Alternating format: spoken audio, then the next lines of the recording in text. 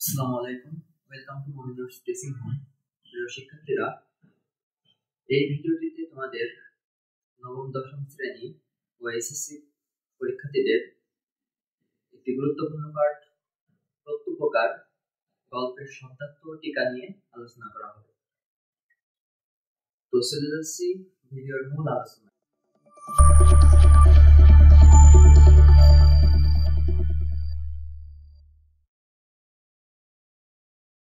শব্দার্থ টিকার প্রথম অংশে আছে শব্দার্থ।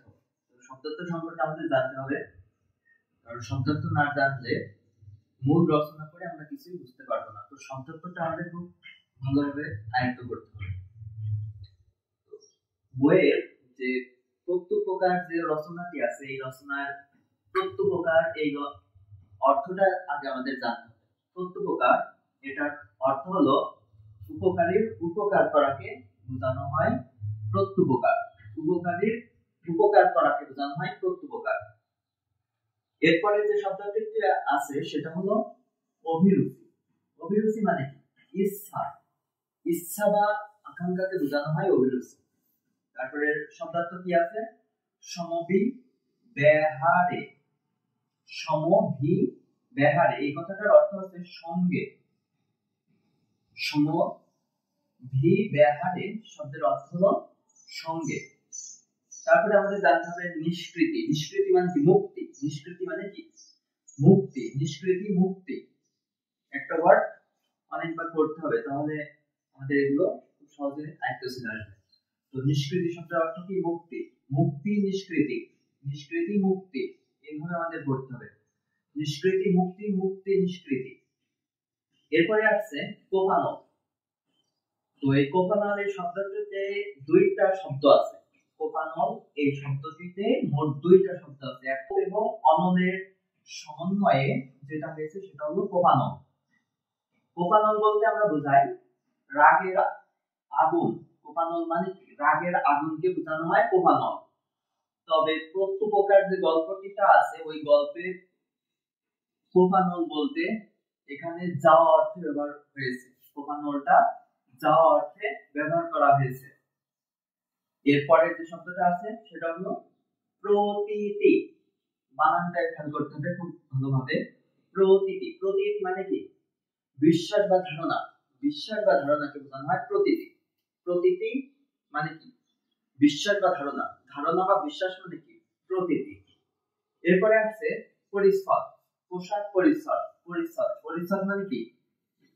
পোশাক। পোশাক পরিচ্ছদ, একসাথে আমরা মনে রাখতে পারি পোশাক পরিচ্ছদ। পোশাক পরিচ্ছদ, এভাবে আমরা মনে রাখতে পারি। প্রীতি প্রফুল্ল লোচনে অর্থ কি? প্রীতি প্রফুল্ল লোচনে অর্থ হলো বন্ধুত্বের অনুভূতিতে আনন্দিত চোখে। বন্ধুত্বের অনুভূতিতে আনন্দিত চোখে। অর্থাৎ প্রীতি মানে আমরা জানি, প্রীতি মানে কি?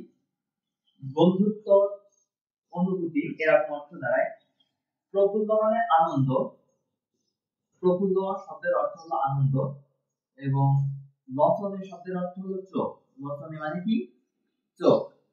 তো মোট মিলে আমাদের যেটা দাঁড়াচ্ছে সেটা হলো বন্ধুত্বের অনুভূতিতে আনন্দিত চোখকে বোঝানো হয় প্রীতি প্রফুল্ল লোচনে। মৌন অবলম্বন।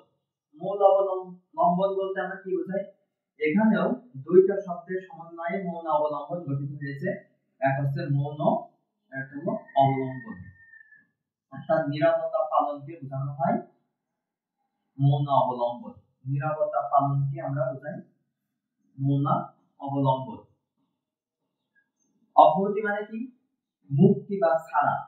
অব্যাহতি বলতে বোঝানো হয় মুক্তি বা ছাড়া। অবধারিত মানে নিশ্চিত। অবধারিত মানে কি? নিশ্চিত। অবধারিত, নিশ্চিত। প্রত্যাগমন। প্রত্যাগমন, এখানে আবার দুইটা শব্দ মিলে গঠিত হয়েছে প্রত্যাগমন। তো প্রত্যাগমন দুইটা শব্দ কি?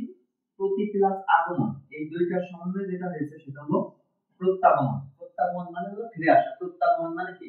ফিরে আসা। ফিরে আসা মানে কি? প্রত্যাগমন। রসাত্ম নয়নে। রসাত্ম নয়ন বলতে বোঝানো হয় ক্রোধে লাল চোখ।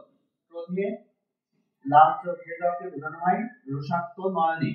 রোষাক্ত নয়নে মানে কি ক্রোধে লালচ, অবলোকন মাত্র মানে হলো দেখা মাত্র, অবলোকন মাত্র মানে কি দেখা মাত্র, দেখা মাত্র মানে কি অবলোকন মাত্র। সম্ভাষণ মানে সম্বোধন, সম্ভাষণ বলতে আমরা বুঝি সম্বোধনকে। এরপরে আছে উৎকট, উৎকট শব্দের অর্থ হলো অত্যন্ত প্রবল বা তীব্র, অত্যন্ত প্রবল এবং তীব্রকে বোঝানো হয় উৎকট। উৎকট মানে অত্যন্ত প্রবল, উৎকট মানে অত্যন্ত প্রবল, তীব্র মানে কি অত্যন্ত প্রবল, আবার অত্যন্ত প্রবল মানে উৎকট। অবরুদ্ধ মানে বন্দী, বন্দী দশা, বন্দী দশাকে বোঝানো হয় অবরুদ্ধ, অবরুদ্ধ মানে কি বন্দী, অবরুদ্ধ মানে বন্দী, বন্দী মানে অবরুদ্ধ। নিরীক্ষণ মানে কি মনোযোগ দিয়ে দেখার কাজকে বোঝানো হয় নিরীক্ষণ, মনোযোগ দিয়ে যে দেখার কাজটা সেটা হলো নিরীক্ষণ। এরপরে আসছে খলিফা। খলিফা কি? খলিফা শব্দের অর্থ হলো প্রতিনিধি, খলিফা শব্দের অর্থ হলো প্রতিনিধি। মুসলিম রাষ্ট্রের সর্বপ্রধান শাসনকর্তাকে বোঝানো হয় খলিফা, অর্থাৎ হযরত মুহাম্মদ সাল্লাল্লাহু আলাইহি ওয়াসাল্লামের পর যারা প্রতিনিধি হিসেবে রাষ্ট্রের সর্বপ্রধান হিসেবে কাজ করে তাদেরকে মূলত খলিফা বলা হয়। ডেমাসকাস, ডেমাসকাস বইয়ের প্রত্যুপকার গল্পের ডেমাসকাস দিয়ে করা হয়েছে, তবে এর যে প্রকৃত উচ্চারণ সেটা হলো দামেস্ক, অর্থাৎ ডেমাসকাস বলতে বোঝা হয় দামেস্ককে। এই দামেস্ক হলো এশিয়ার একটা প্রাচীন শহর, এশিয়ার প্রাচীন শহরের নাম হলো দামেস্ক। হযরত ইব্রাহিম আলাইহিস সালামের যুগের পূর্বে এখানে শহর গড়ে উঠেছিল বলে জানা যায়। বর্তমানে সিরিয়ার রাজধানী দামেস্ক। প্রত্যুপকার গল্পে মামুন নামে একটা চরিত্র আছে, তাকে আল মামুন হিসেবে ডাকা হয়। এই আল মামুনের পূর্ণ নাম হলো আবুল আব্বাস আব্দুল্লাহ আল মামুন। সপ্তম আব্বাসীয় খলিফা এবং খলিফা হারুন আর রশিদের দ্বিতীয় পুত্র হলেন এই মামুন। এরপরে আসছে টিকার আরেকটা অংশ, সেটা হলো বাগদাদ, বাগদাদ নগরী। আব্বাসীয় খলিফা আল মনসুর 763 খ্রিস্টাব্দে বাগদাদ নগরী প্রতিষ্ঠা করেন। বর্তমানে ইরাকের রাজধানী বাগদাদ। খলিফা হারুন আর রশিদের সময় বাগদাদ মুসলিম সভ্যতার শ্রেষ্ঠ নগরীতে পরিণত হয়। টাইগ্রিস এবং ইউফ্রেটিস ও ফুরাত নদীর পশ্চিম মাইল উত্তরে, অর্থাৎ পশ্চিমে 25 মাইল পশ্চিমে 25 মাইল উত্তরে অবস্থিত, পশ্চিমে 25 মাইল উত্তরে এই বাগদাদ নগরী অবস্থিত।